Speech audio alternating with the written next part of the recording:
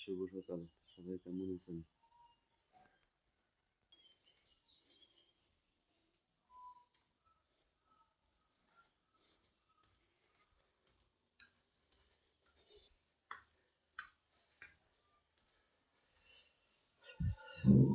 আমি ছাদে আসলাম। এই আমার ছাদ বাগান, ছাদে সিমের বাগান। এই যে থোকনায় থোকনায় সিম আছে, থোকনায় থোকনায় সিম।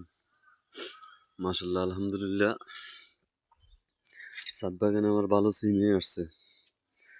যে দেখুন, এই সুপারি গাছও তুলে দিছি এখান থেকে, থোকনায় থোকনায় সিম। এই যে গরুর ঘরে চালেও সিম, এই পুরো থোকনায় থোকনায় সিম, পুরো ছাদ জুড়েই আছে ইনশাল্লাহ। এর ভিতরে চাল কুমড়া গাছও আছে।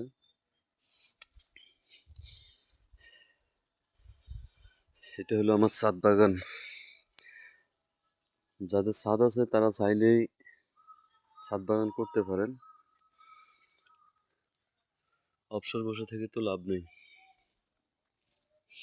এই যে এদিক দিয়ে আমার বড়ই আছে মাশাল্লাহ। এখানে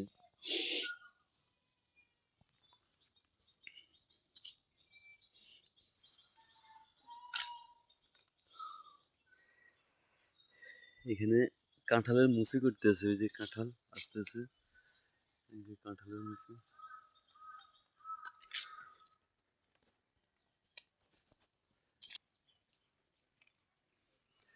এখানে আমের মুকুল, ছাদের উপরেই আমের মুকুল আসতেছে, এখনো পুরোপুরি আসেনি, মাত্র বের হচ্ছে।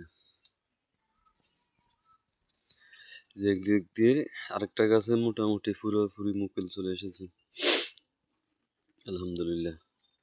এই যে আরেকটা গাছে পুরোপুরি মুকুল চলে এসেছে, এই গাছটাতে মুকুল আসেনি।